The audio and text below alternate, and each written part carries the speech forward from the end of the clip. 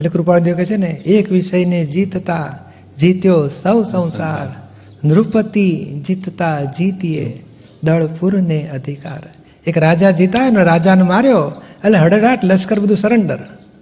એટલે તમે આવું લડાઈ કરતા અમારો રાજા કપાઈ ગયો એટલે હવે અમે આધીન, બસ હવે અમારો રાજા જે જીત્યો એ રાજા, એને આધીન રહે પછી બધા.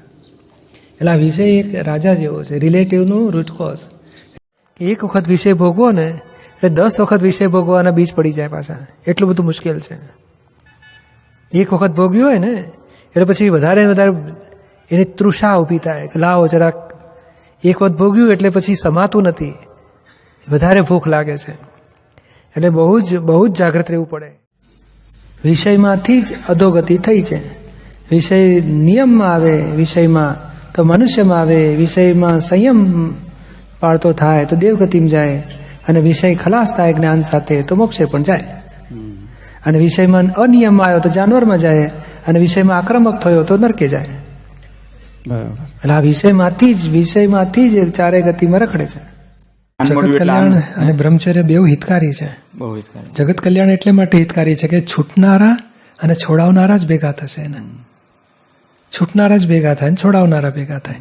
બાકી આ સંસારમાં એને ભજીયા ખાવાની થાય ને તો ભજીયા બનાવનારી ભેગી થાય, પીરસનારી ભેગી થાય, પછી પેલું કે આપનારો ભેગો થાય, બધો કેટલું બનાવે અને ક્યાંય પાકનારો બધું જોઈએ.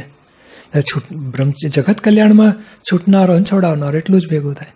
કરતા કરતા બધું આ સંસારનું રિલેટિવનું રૂટકોઝ કહેવાય. રિલેટિવ જે વધ્યું ને એનું રિયલ નથી જણાતું એનું રૂટકોઝ અજ્ઞાનતા કહેવાય. રિલેટિવ વધી ગયું એનું રૂટકોઝ વિષય કહેવાય. સમજાય વાત છે ને? હવે આપણે આગળની વાત ભૂલી ગયા પાછા. તમે શાદી એટલે એવો મજા પડી ગઈ વાત કરતા. આવું આજ નંબર શાદી એ નંબર બાદી આત્માની વાત ખોઈ નાખે તરત જ. એવી મજા પડી જાય.